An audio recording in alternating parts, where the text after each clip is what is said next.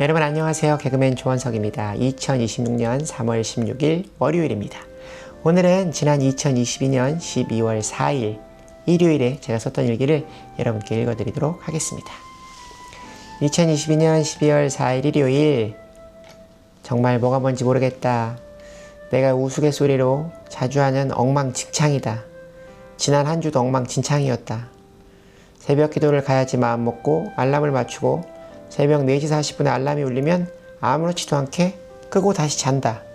그리고는 아무렇지도 않게 온라인 예배를 드리고 말씀에 대한 묵상도 하지 않는다.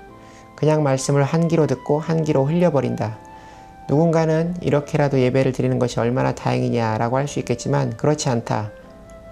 이 예배, 아니 행위의 깊은 속마음엔 하나님의 능력으로 일해야 함을 알고 또 절대적인 힘임을 알지만 귀찮으니 최소한의 행위를 통해 일할 힘만 하나님께 빌리겠다는 속마음이 숨어있다. 피곤하고 만사가 귀찮다. 날씨가 추워서 그런가? 아니다. 난 알고 있다. 하나님과 나와의 관계 이상에서 오는 영혼의 병듦이다.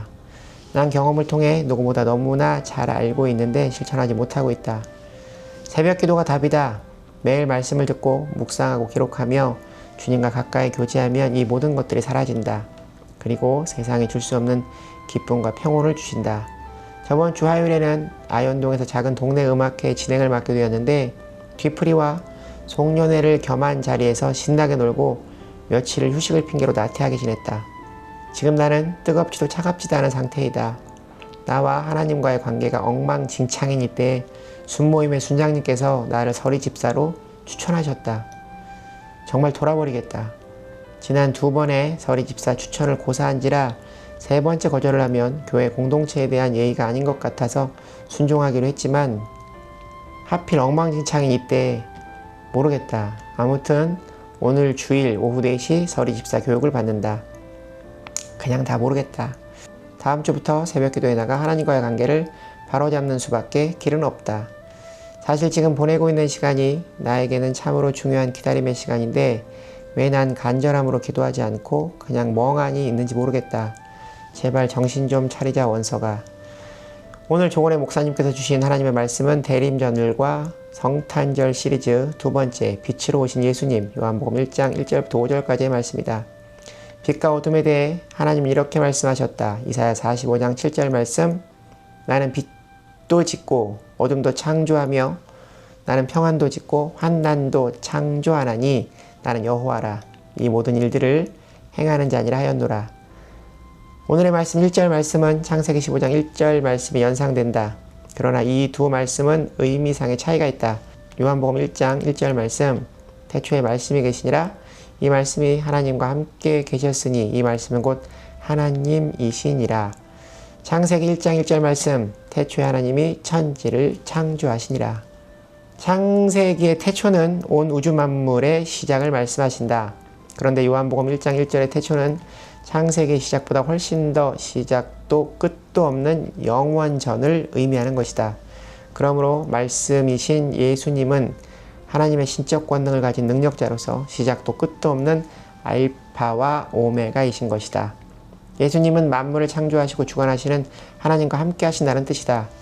오늘 말씀 요한복음 1장 4절 그리고 9절 말씀 4절 말씀 그 안에 생명이 있었으니 그 생명은 사람들의 빛이라. 9절 말씀 참 빛 세상에 와서 각 사람에게 비추는 빛이 있었나니. 이 말씀의 빛의 의미는 무엇일까? 첫 번째, 예수님만이 참 생명의 빛. 창조 이전의 상태를 창세기 1장 2절 말씀에서 기록하고 있다. 땅이 혼돈하고 공허하며 흑암이 깊음 위에 있고 하나님의 영은 수면 위에 운행하시니라. 이 상태에서 하나님께서 가장 먼저 빛을 만드신 이유는 무엇일까?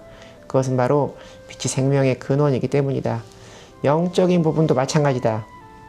요한복음 8장 12절 말씀에 예수님께서 이렇게 말씀하셨다. 예수께서 또 말씀하여 이르시되 나는 세상의 빛이니 나를 따르는 자는 어둠에 다니지 아니하고 생명의 빛을 얻으리라. 요한복음 3장 16절 말씀 하나님이 세상을 이처럼 사랑하사 독생자를 주셨으니 이는 저를 믿는 자마다 멸망하지 않고 영생을 얻게 하려 하심이니라. 여호와께서 이 땅에 오신 목적을 기록한 이 말씀은 예수님께서 우리에게 주시는 빛이 곧 영생을 의미한다는 말씀이다. 두 번째 빛의 의미는 예수님만이 유일한 양심의 빛, 도덕의 빛이시다. 양심과 도덕은 편견과 오류가 지배한다. 역사와 환경에 따라 달라지기 때문이다. 요한복음 14장 6절 말씀에서 예수님께서 이렇게 말씀하셨다. 예수께서 이르시되 내가 곧 길이요 진리요 생명이니 나로 말미암지 않고는 아버지께로 올 자가 없느니라. 빛의 세 번째 의미, 예수님은 바른 길로 인도하는 참 소망의 빛이 되시기 위해서 우리에게 오셨다. 빛은 어둠에서 우리를 안전하게 인도하는 역할을 한다. 출애굽기 3장 21절 22절 말씀을 보면 하나님께서 이스라엘 백성들을 광야에서 어떻게 인도하셨는지를 기록하고 있다. 여호와께서 그들 앞에서 가시며 낮에는 구름기둥으로 그들의 길을 인도하시고 밤에는 불기둥을 그들에게 비추사 낮이나 밤이나 진행하게 하시니 낮에는 구름기둥 밤에는 불기둥이 백성 앞에서 떠나지 아니하니라. 이처럼 참빛 되신 주님께 인생을 맡기면 그분께서는 우리를 인도해 주실 것이다.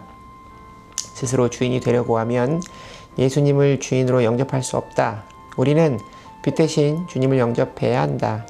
빛 대신 주님을 영접하는 일은 우리의 몫이다. 햇빛이 아무리 좋아도 방 안에 커튼을 치고 있다면 빛을 볼 수 없는 것과 같은 이치다. 영적 빛을 비추는 곳은 곧 기도와 말씀의 자리이다. 민수기 6장 24절부터 26절 말씀에 대제사장 아론의 축복 기도가 기록되어 있다.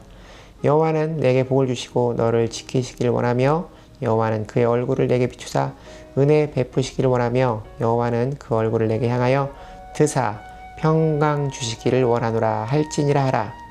주님의 빛을 어떻게 영접하느냐가 내 인생을 어떻게 바꾸는지 결정짓는 방법이 될 수 있다. 아멘. 주님의 빛 가운데로 나아가는 원석이가 되기를 간절히 소망한다. 일기를 쓰다 시간이 되어 서리 집사 교육을 다녀와서 저녁 식사를 하고 씻고 자리에 앉아 일기를 오늘의 말씀 정리를 마쳤다. 교육 중 들은 말씀인데 디모데전서 3장 8절 9절 말씀에 이렇게 기록되어 있다. 이와 같이 집사들도 정중하고 일구이연을 하지 아니하고 술에 임박하지 아니하고 더러운 일을 탐하지 아니하고 깨끗한 양심에 믿음의 비밀을 가진 자라야 할지니. 임박하다라는 단어의 뜻을 찾아보니 집착하다, 전심전력하다 라는 뜻이다. 그렇다면 주말 저녁 와인 한 잔 정도는 이런 한심한 인간 무엇이 중요한지 아직도 모르네. 참 내일은 구TV 훈민복음 녹화가 있는 날이다. 새벽 기도는 못 가고 7시에 일어나 준비를 하고 녹화를 하러 가야겠다. 오전 시간 내내 말씀을 들을 수 있는 즐거운 날이다. 주일 밤 이렇게 평온한 밤을 주시면 감사드리고 문득 든 생각인데 무언가 때가 임박한 것 같다. 그래서 사탄이 나를 하나님과 멀어지게 하려고 한다. 내가 넘어져도 일어나고 넘어져도 또 일어나고 하니까 작전을 바꿔서 서서히 딱 평온함만 유지하며 무기력하고 권태롭게 만들어 나를 하나님과 멀어지게 하려고 하는 것 같다. 하나님께서 나를 들어 쓰셔야 하는 분명한 이유를 만들어 드려야 한다. 새벽 기도를 다시 열심히 드리고 이 일기를 멈추지 말고 늘 말씀을 묵상하고 또 새벽 기도, 일기, 유튜브 채널 런칭도 잘 준비해야겠다. 뭐 아니면 도다. 난 늘 그래왔다. 확실한 하나님 편이 되어 하나님의 힘으로 승리하리라. 그냥 갑자기 그런 생각이 들었다. 자꾸 사탄이 나를 무기력하게 만드는 가운데 하나님께서는 자꾸 나를 깨우려고 하시는 느낌이 든다. 영적으로 깨어있자. 아자. 주님 오늘도 감사합니다. 사랑합니다.